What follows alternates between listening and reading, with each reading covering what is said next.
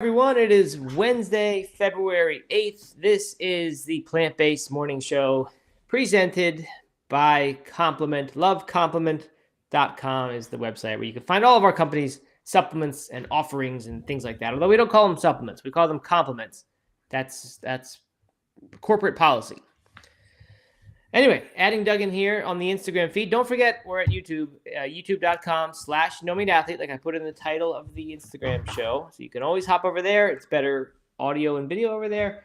And most people are enjoying it over there. All right, Doug, there you are. I see you. How's it going? It's going great, Matt. How are you doing? I'm pretty good. It's hump day. I'm glad it's hump day because it feels like a long week to me. Just one of those weeks where it's dragging on. Katie and I were talking about that last night. It's like, how is it only Tuesday last night? It felt like it should be Saturday by now. But here we are, Wednesday. We're getting through it. And had some good shows this week. It's been having lots of fun. We have, yeah. And like you said, getting through it. I think this show is here to help you do that. That's why we're here. For that exact reason. And we've had some nice comments come in on Instagram and otherwise saying they agree with that premise that the show is great as background noise. We had some other really nice stuff. Someone from the Good Food Institute wrote to us and it gave me some good inside info on cultivated meats and things. She also said that she loves listening to the shows. Trying to find during her walk on a lunch break. I hear that all the time from people that they listen during walks and runs. Which I guess is not surprising, but lots of very nice things. I'll have to share that comment with you, Doug, and share it with the corporate leaders so that this show keeps currying favor and keeps getting a good budget. All right, so let's see. Steven has says he got a 4 out of 10 sleep last night. That's not very good at all. That's terrible. I would say that's bad. Yes. That is not a good one. So I'm sorry about that, Steven. Mine's been pretty good though. I'm back on track after a bad one the other night. So anyway, I'm feeling good. It's a nice, fun, good topics today. It was an easy show to plan, and I always like when that happens. You can just tell when it's the type of topics that I think are going to be good for this show. So I'm excited to jump into that. Yeah. Before we do, I wanted to check in with something else, and I'm suddenly slipped my mind. No, just a couple comments. So CE says all vegan channel. Have y'all talked about this? I don't know what the all vegan channel is. I think maybe that is the Unchained.tv. We have talked about that a couple times. They're producing, it's like a Roku channel at least. You can get it elsewhere, I think, but Roku's where I've seen Unchained TV. And I tried to watch their cooking show. It was like the all vegan Top Chef sort of thing, not the Top Chef brand though. And it was borderline unwatchable. It was very bad, which I wanted it to be good because, vegan Top Chef sounds great. But it was rough. Production was very low quality in my opinion. So anyway, hopefully there's more there. We do have a little bit of vegan TV news today, so stay tuned for the weather report. We'll get into that. And Jeff Wilson, that's Mr. Jeffrey, right? That's a good question. I think I'm so. pretty sure that's it. He says it's weird not having you looking straight at the camera because he's over on YouTube. Where if you've been on YouTube, you know that we're not looking at the camera. We're looking at what looks like we're looking at each other. It's a nice little effect we've created. I like it better. It's more like instead of you being, it's like there's no fourth wall being broken, right? It's like you're just watching us. You're a fly on that wall. You're sitting at the table. You're just kind of looking over at Doug. You're looking over at Matt. You're looking across the room. And no one's focused on you. If you're on Instagram, it's like we're just presenting this information at you, and that's different. It's a different feel. I feel like we can be more authentic on YouTube. All right. So that's that update for us. Okay. Anything else, Doug? Anything else? I see you have, it looks like those are your gymnastics rings in the background there. Is that correct? Oh, you can see them. Yeah. There they are. That's where it happens. So how's that all going? You back on track after your weekend off? Yeah. I would say I never got off track, but Katie was listening to the show yesterday, and apparently I said that I wasn't in the office at all this weekend, and she pointed out a few times that I ran in to do some things, and I should have greased the wheels then. And she was right. She's right. Definitely. So, but yeah, no, I'm back on track. I'm not adding adding pull-ups yet. Like it hasn't happened, but I'm Yeah, definitely that's feeling okay. stronger, and it's gonna happen. So, yeah, the Right, magic yeah. is in the works. Definitely. You don't need to add every day. You just need to keep doing it. Just keep putting those Mhm. reps into your body, and soon enough, it's greasing the groove. You will gain the skill of doing that movement even sooner than you'll gain strength. It's just you just get better at it. So that's the idea. Keep doing it. Good. I wanted to call out two things. Someone says they can't find us live on YouTube right now. That's AF Dr. Mom.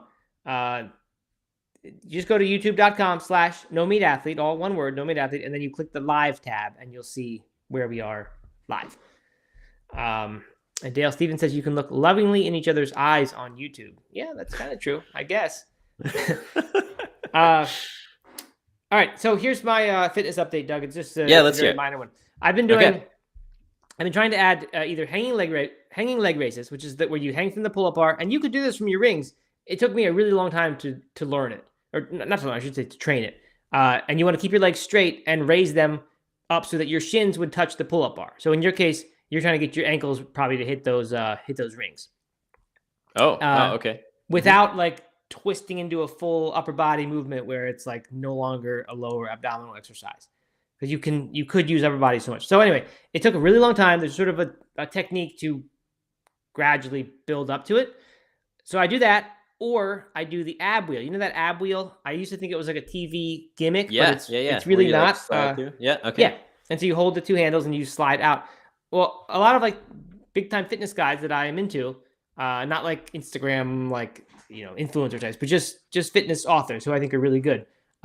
They say do this ab wheel. It's to get that I guess it's the anterior chain, the front, core thing. They say that ab wheel is just a great way to do it. Well, so I thought I had mastered the ab wheel, where you start on your knees, you roll it all the way out.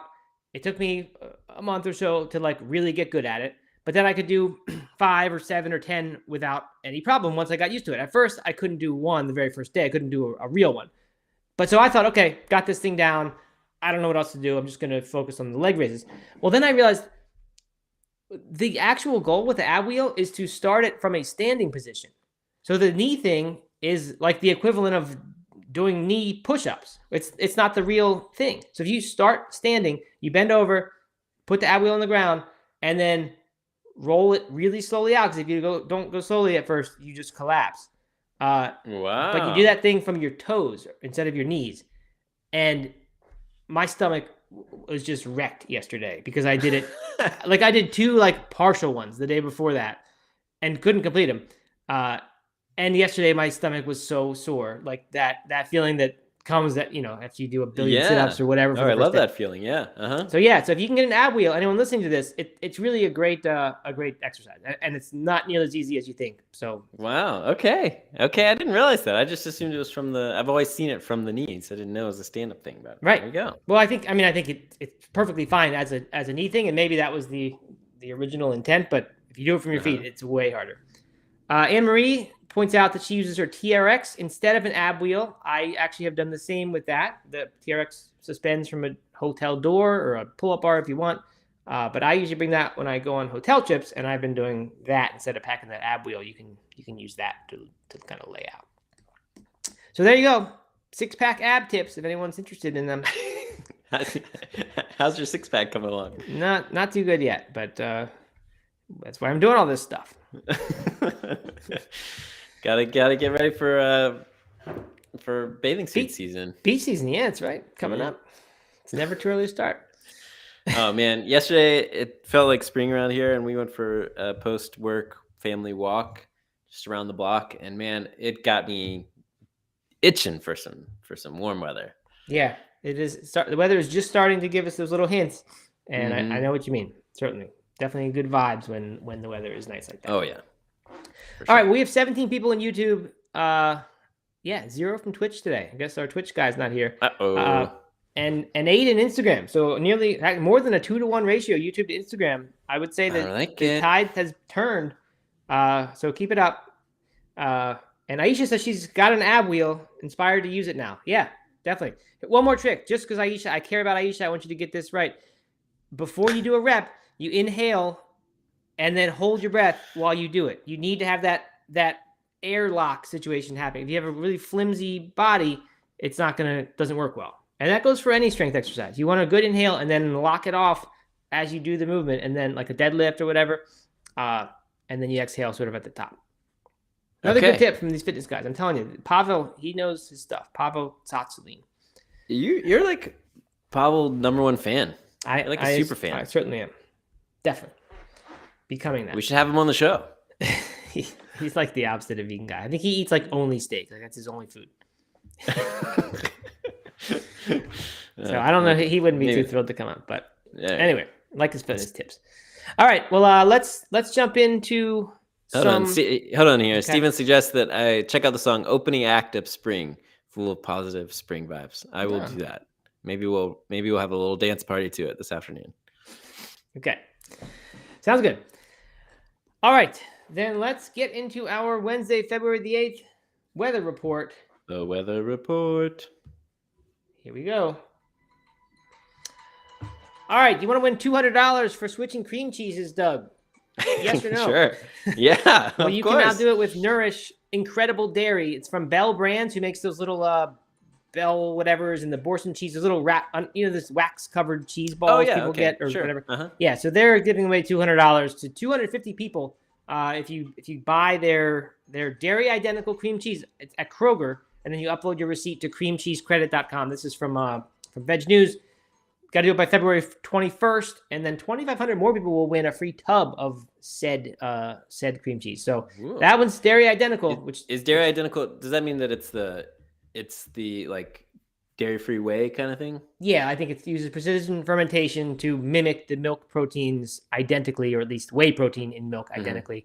Mm-hmm. It's odd that they call it dairy identical. To me, that seems like a misnomer because they're not mimicking the dairy fat, as far as I know. Maybe this is different, but any I've seen before, they're just adding in plant-based fat like coconut milk or something else, or coconut oil or something else.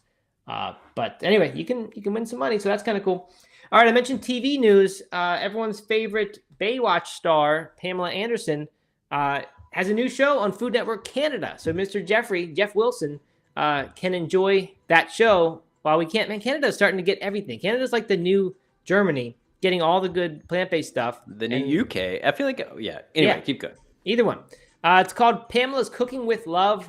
That's the tentative title, coming out in 2024. So it's been a little while to that we'll be on. But it's going to be 8-hour-long episodes. Cocktail garden parties, intimate family dinners, gatherings around the campfire. This sounds to me like Barefoot Contessa. Remember that Food Network show? You ever watch that one, Doug? Oh, yeah. Of course. It's where it's not just the cooking. It's like the cooking and then sort of like the little event they do with the food. I don't know. Seems like that to me.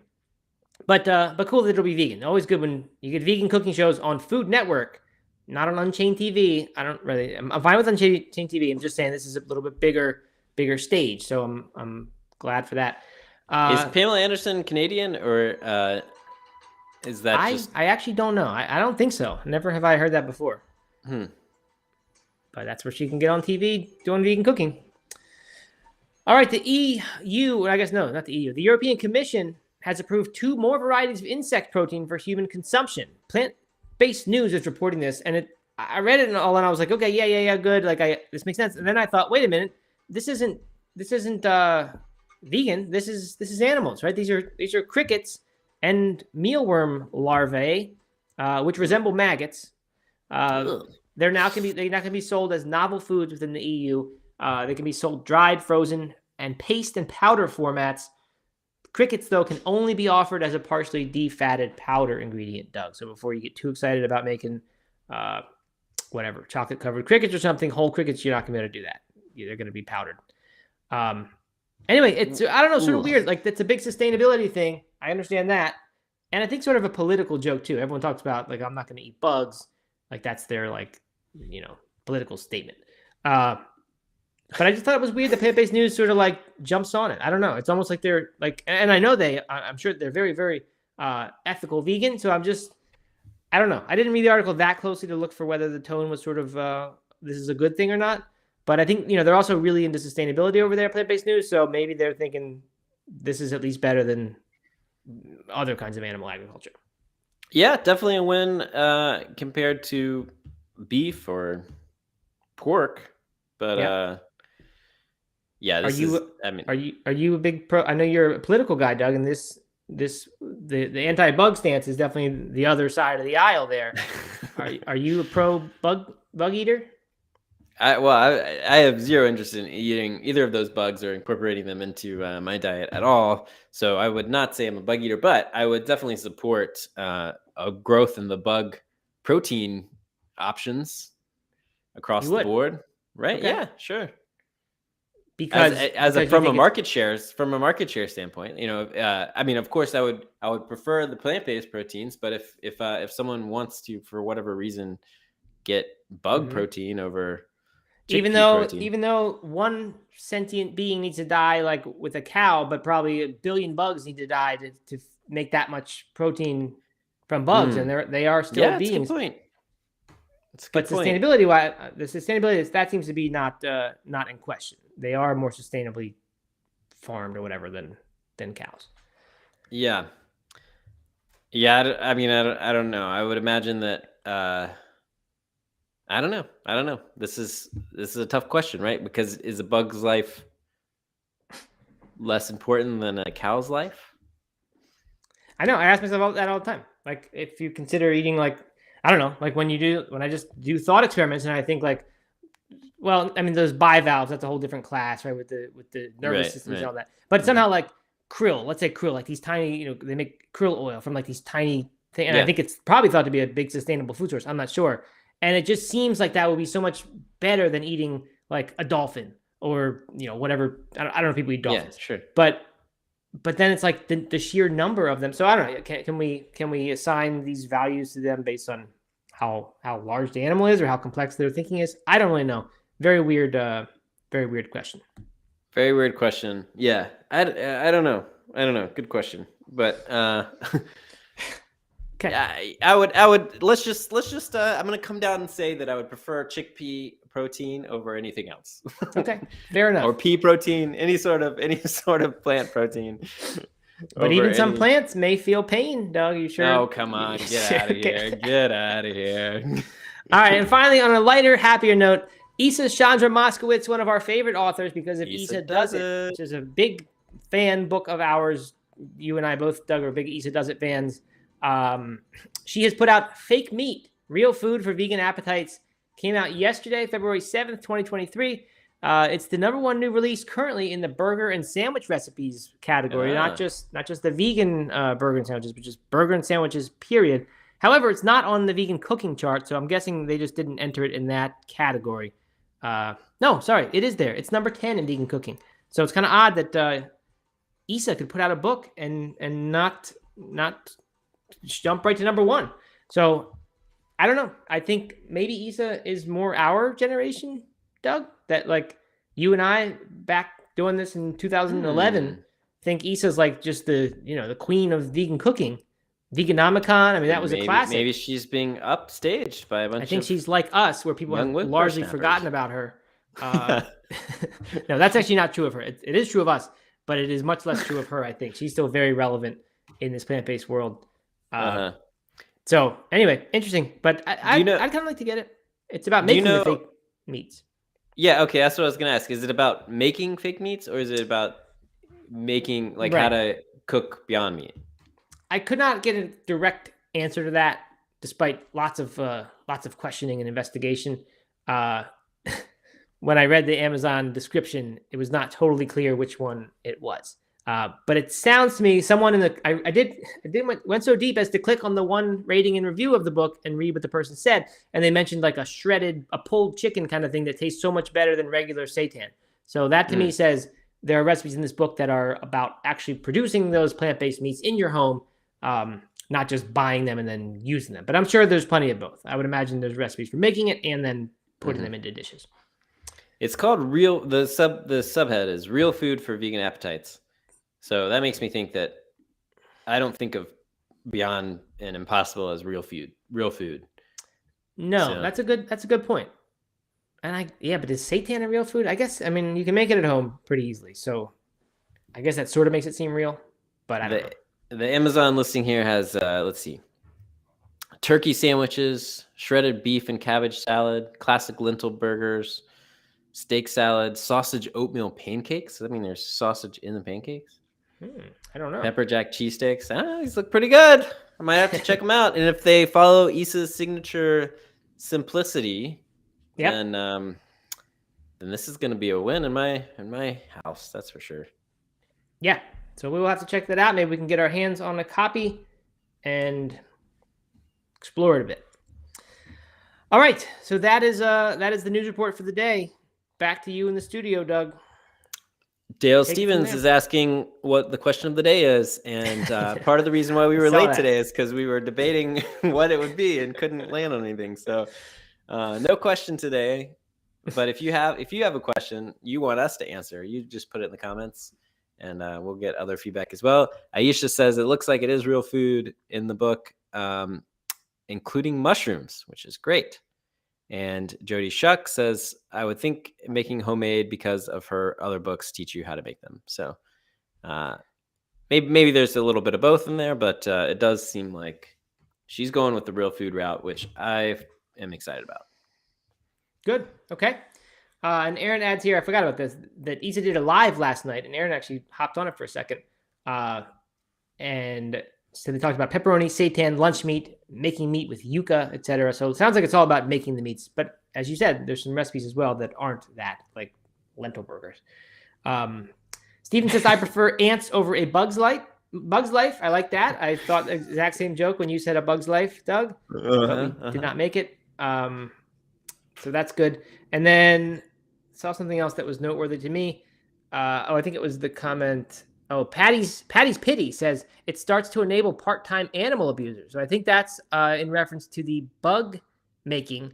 And then Patty's also got some stuff about speciesism and WTF that's not vegan, about the bugs. They've had a few questionable articles over there. Plant-based news, she says. So Patty should be named Passionate Patty because she's got a lot of energy for this stuff, and I appreciate that kind of energy. So keep it coming, Patty. I know very little about bugs. Is that right? You know little about bugs? I just don't know very much about like what their nervous system is like, and I don't know. They've got an exoskeleton. I know that much.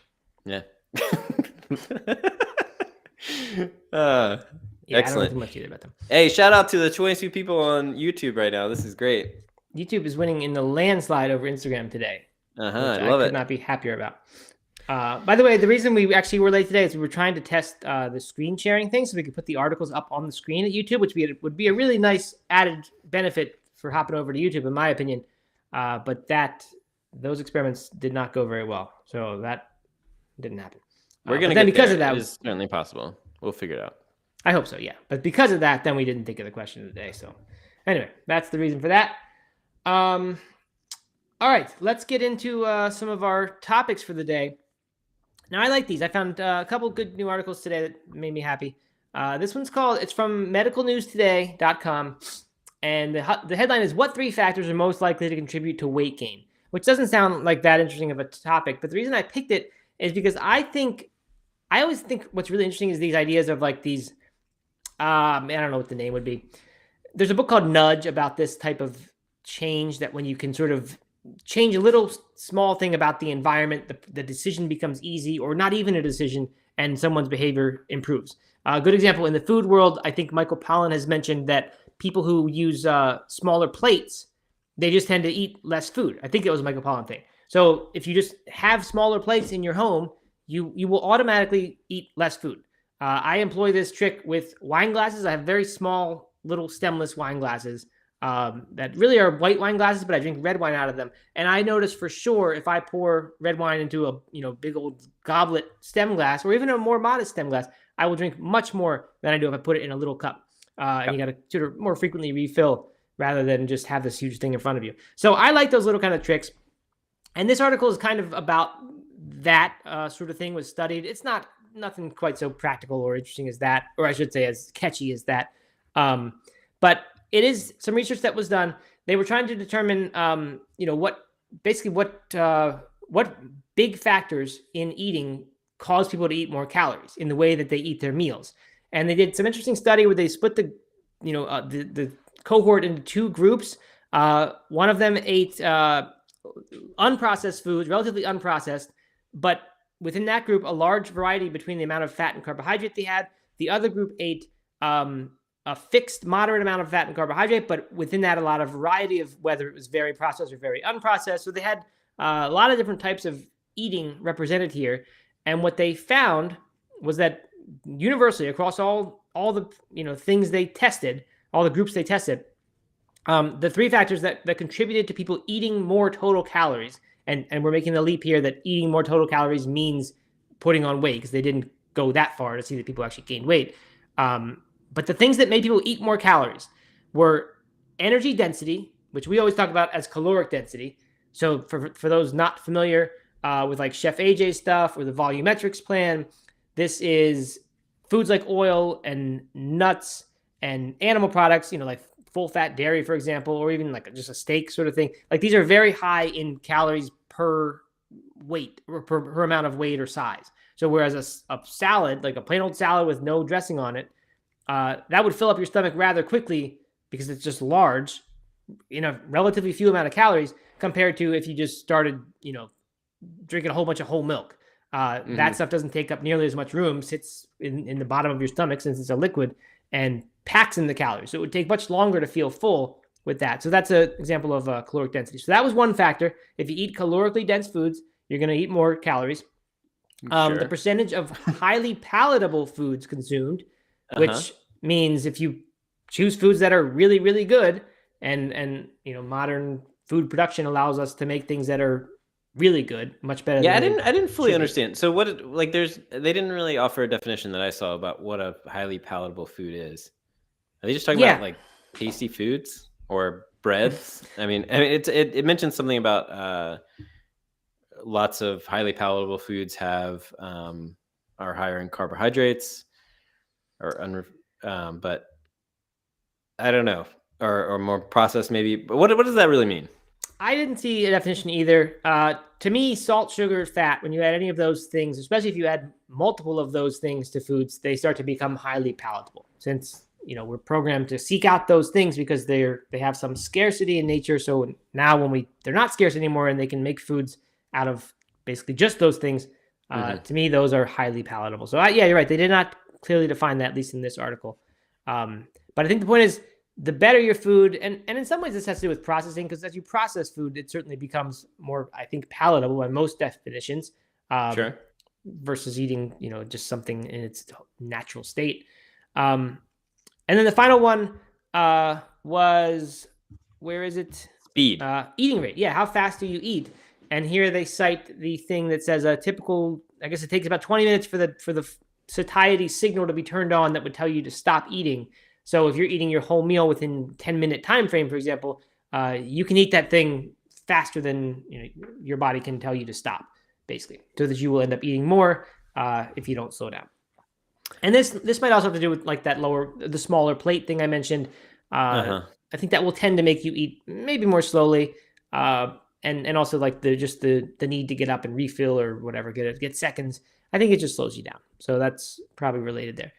So anyway, that is that. I mean, I don't know what someone can really do with that other than, I mean, you can start paying attention to caloric density if you're really serious about weight loss. And again, I mentioned Chef AJ. I think she's really good. And volumetrics is another plan based on caloric density. So there's that one. So I don't have any problems with this article. I'm sure it's all true, and the study is well done. But man, reading this made me realize that my delicious cooking is probably part of my problem, or not part of my problem. I don't have a problem, but is contributing to me eating more. But most importantly, I think I eat way too fast. I know I've known this for a long time. I think with the kids, especially when kids were very young, I trained myself to just eat really quickly because you never knew how long a meal would last before there was something that disrupted it. Right. And man, I just like 10 minutes, I'll eat a meal in 10 minutes, no problem. And like a full plate of food. And that's kind of that. And I've always known that to be a problem. And I think, I don't know. I don't really know how to change that habit. Hmm. I don't either, Doug. I don't know what to tell you on that front, except, well, I don't know.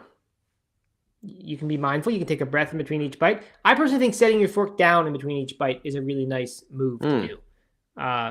Not everyone's favorite. You also could give yourself a chew quota where you have to chew each food 30, 40 times or something before you swallow it. Yeah, but nobody's gonna do that. I mean, like, No, I've heard that. Really?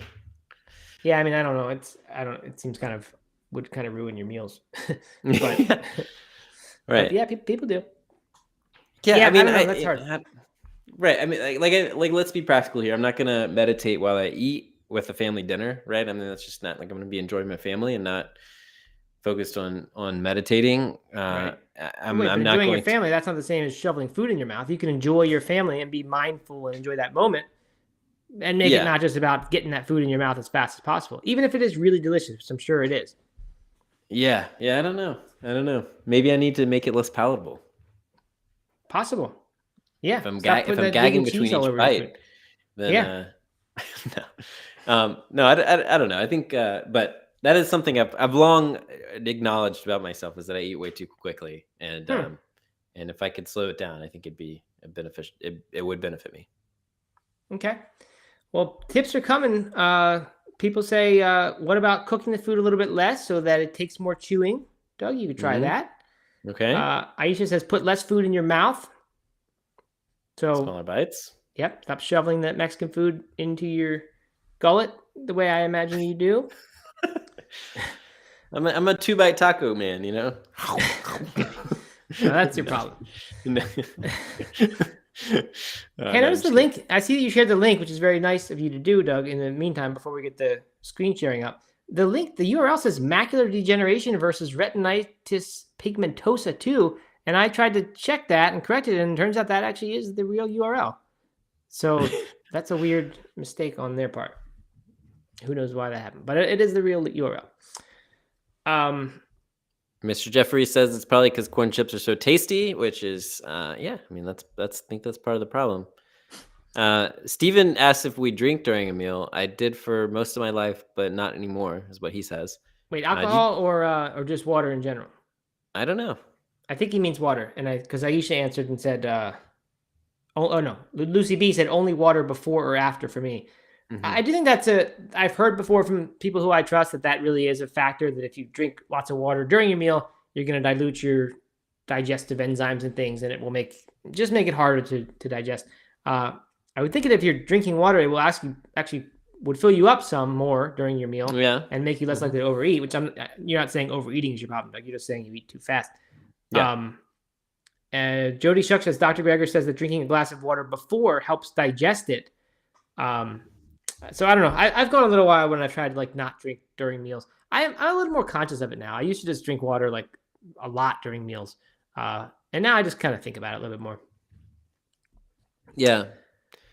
I usually have a drink. I usually have water with me.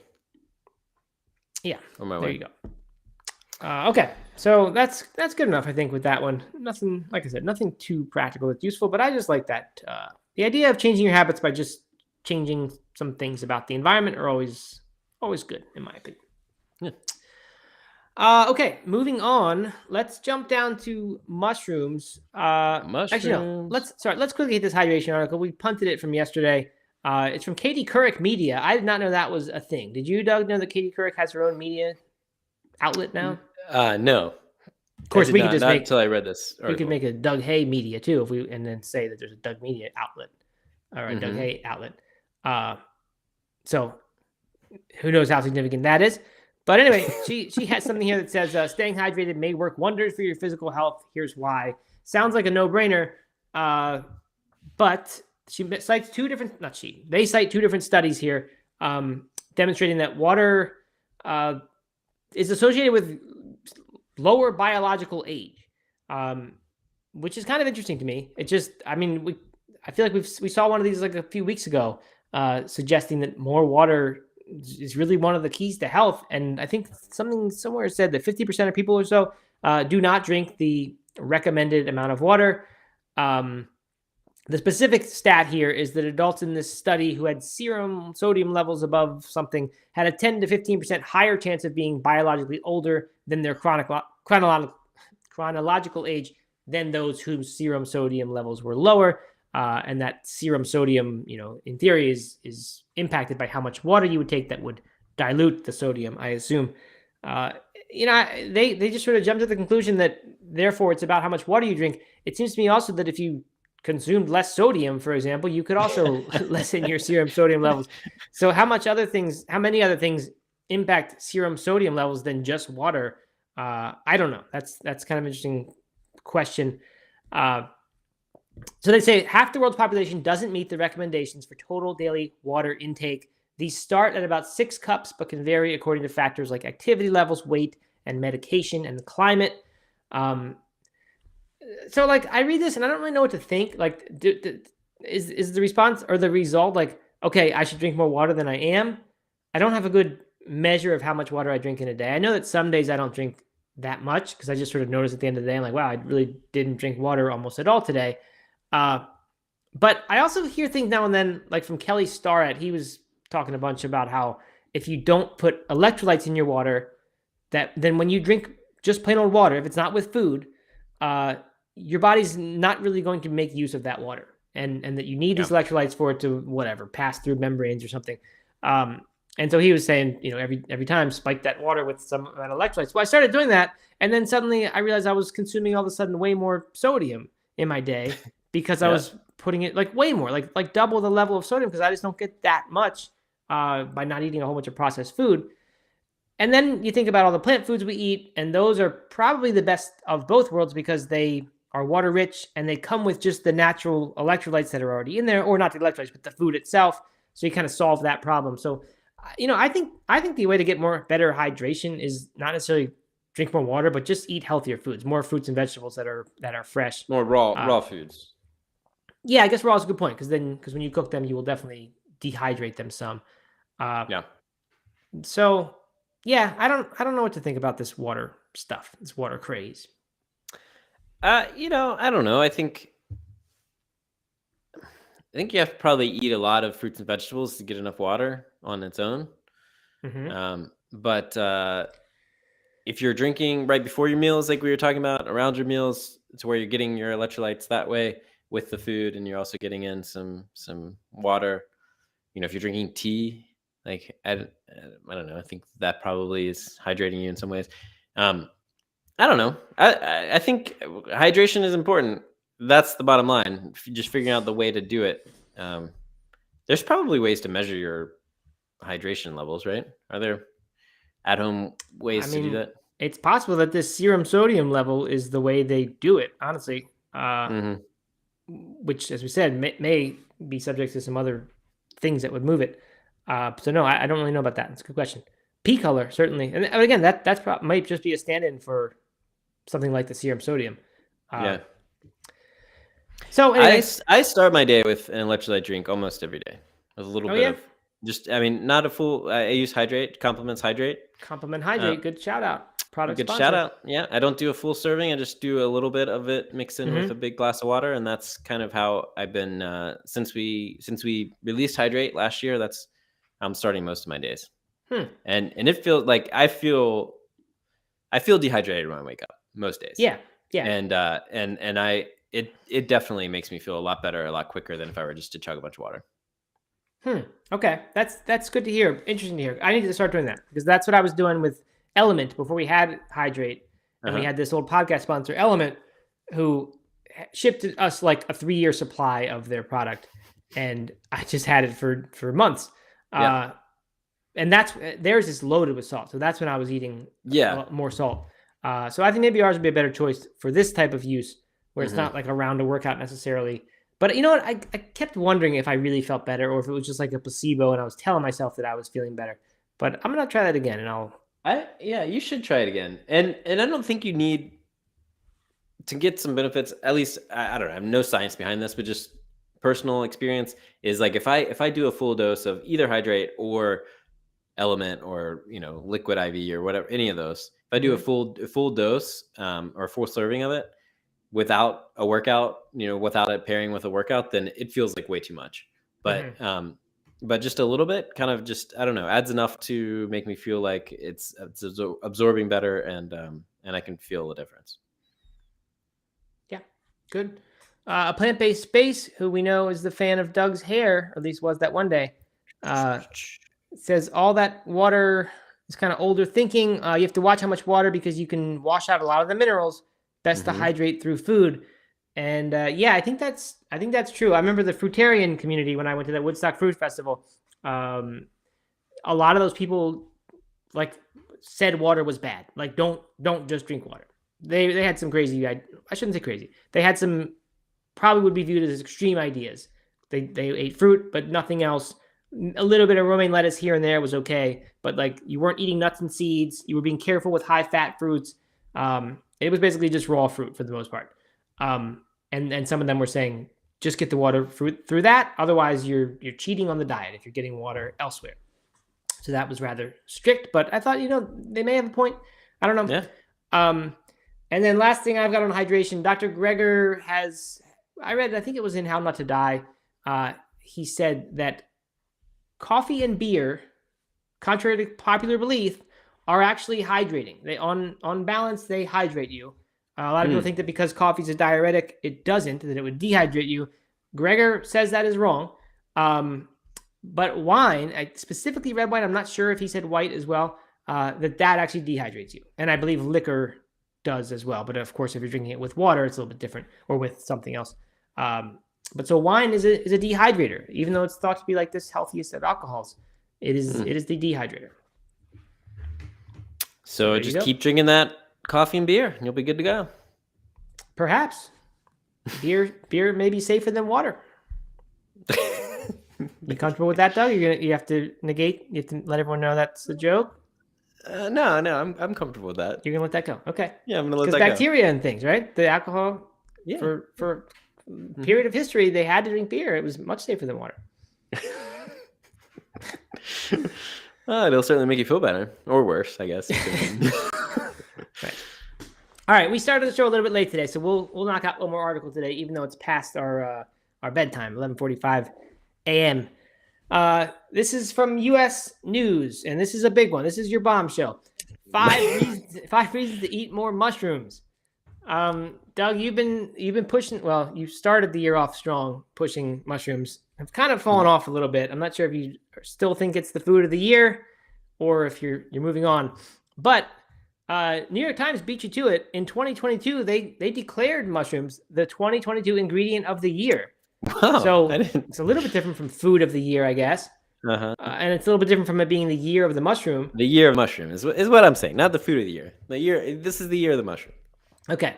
Well, along that same line, they said the designer Stella McCartney has launched a line of clothes and bags made from fungi-derived leather. Yep. Excellent. So they're making shoes as well. Couture designers are adding mushroom imagery to clothes. So they're putting pictures of mushrooms on the clothes. So this to me does sort of sound like Year of the Mushroom, not just ingredient. They're trending on TikTok. Go ahead, take that. Yeah, I was about to say trending on TikTok with mushroom-themed mugs, desk lamps, jewelry, and lawn sculptures flooding the platform. Fantasy mushroom art is up 170% on Pinterest. All right, so all that other stuff didn't mean much, but the fact that fantasy mushroom art is up 170% on Pinterest, that tells me that this is something real. This is a real phenomenon happening now. Mushroom Core has amassed 120 million views on TikTok. I don't know what that means, but I like it.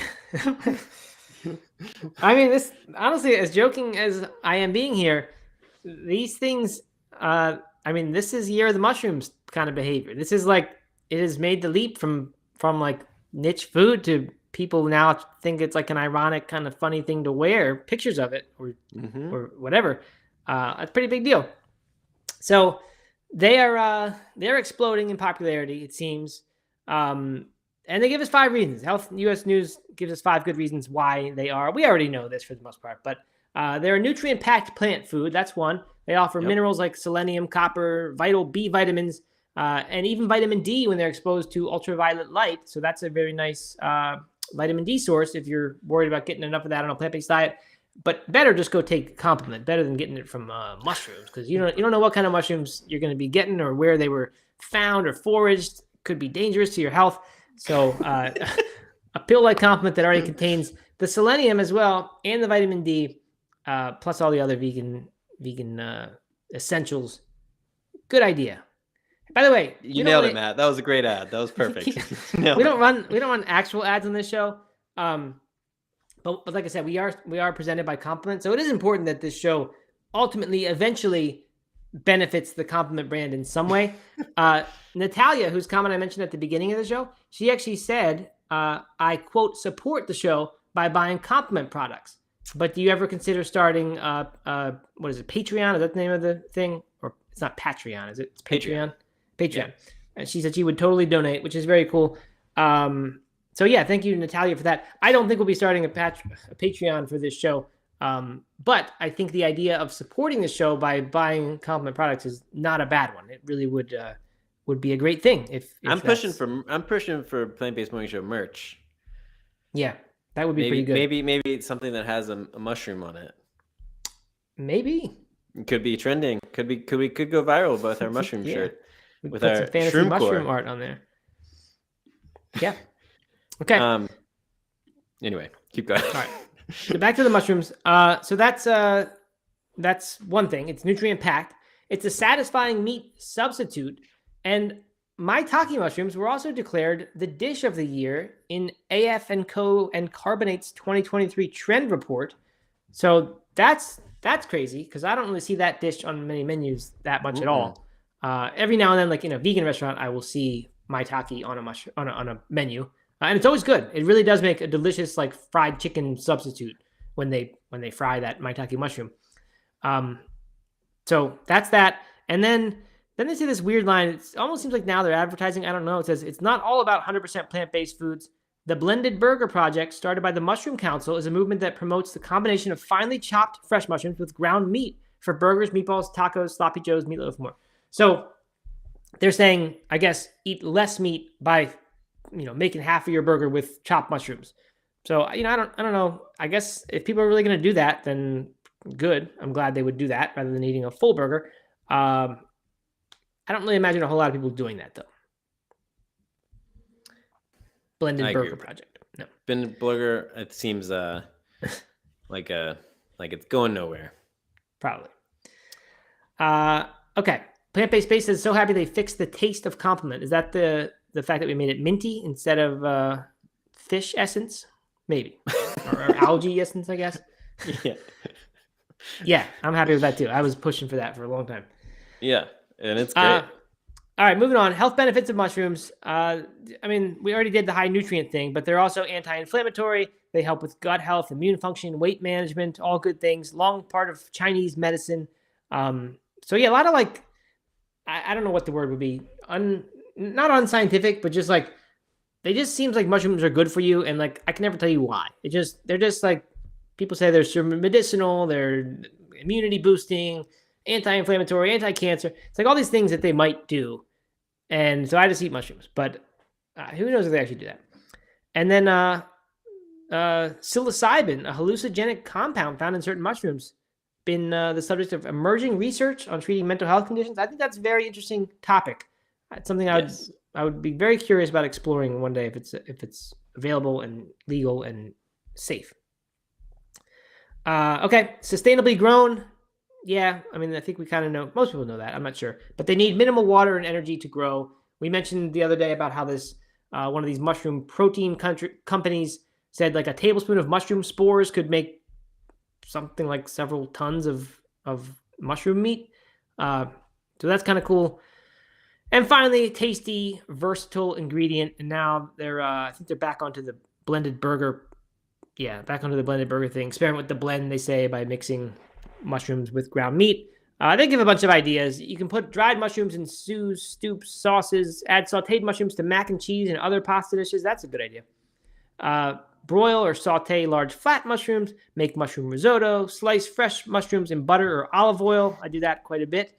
Not butter, but olive oil. Stuff large meadow mushrooms with a mixture of breadcrumbs, Top pizza, as we talked about yesterday. If you're going to only use mushrooms on pizza, it's a valid topping. If you're going to put more than one topping, you let's not even call it pizza anymore. Let's call it, taco or flatbread or something. A taco. Well, you fold it up, and it's basically the same experience. You fold that piece of pizza with all those toppings on there. Oh my God, you're get out of town.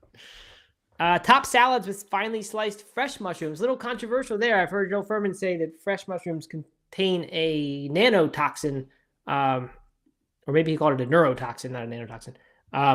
But I've also heard people say that the amount is so negligible that it does not matter whatsoever. And last one, use reconstituted dried shiitake mushrooms, ginger, and green onion as a vegetarian filling for pot sticker dumplings. It's a very specific last recommendation there. So there you go. That's your mushrooms. We're a month into this year, Doug. How's the plan to make mushrooms the food of the year? It's a slow burn plan, man. You can't come out swinging too much. I'm planting some seeds. Let this germinate, and the spores just begin to slowly expand. Okay. Just a little bit of sprinkling here and there, and sure enough, we're going to be going viral all over the place. Mushrooms will be everywhere, in everything, and on everything. And you just wait. You just wait and see. It just takes a little time. You can't start moving overnight, Okay. Yeah, you're right. It's kind of like your pull-ups, right? You got to spend some time Exactly. getting just the right setup. Just Take some weekends off in the early going, and then eventually, though, you'll really get moving. Okay, so a little bit more just from the listener comments here. I'm scrolling up. I've been missing a bunch of them, unfortunately. But is Prague beer still cheaper than water? Steven asks. In Prague, is beer still cheaper? That's funny. I remember hearing that, but I forgot about that. Aisha says that Doug was distracted from mushroom duties because of his pull-up dilemma. That's true, but now it seems like he's sorted it out. Yep. So that is good. Mr. Jeffrey says, did anyone see the SNL Mario Kart skit from this past Saturday? Is Mario Kart still relevant enough to be on SNL? I don't know how that could possibly be, but maybe enough people get it as like a throwback retro. I think Mario Kart is still very much, actually, this is a thing, a real life thing. You can now set up Mario, like in the VR stuff, you can set up Mario Kart courses in your, like through your house. And so you're dodging like stuff in your house and going around things. Okay. Yeah, I think Mario Kart is still very much in the repertoire of games people play. That's really hard to believe. I played Mario Kart 8 on Nintendo Switch. We have it, and my family got into it for a while. But like, it's basically the same thing as Mario Kart 1. I mean, it's very, very much the same game, and that game was great. But that was 30 years ago. Like, we haven't found something else to do with video games yet. I mean, racing games are racing games, Yeah, I guess. I would think they'd be better by now. So no, I did not see that, Jeff. All right, and then a bunch more stuff about allergies and soy allergies. And Mr. Jeffrey says Pamela Anderson is from West Coast, British Columbia in Canada. So she's Canadian. I had no idea. Breaking news. This is good. Breaking news. I could hit it if I could find the button, but no, I can't. Oh, I do have Mario Kart, though. Look, listen to this.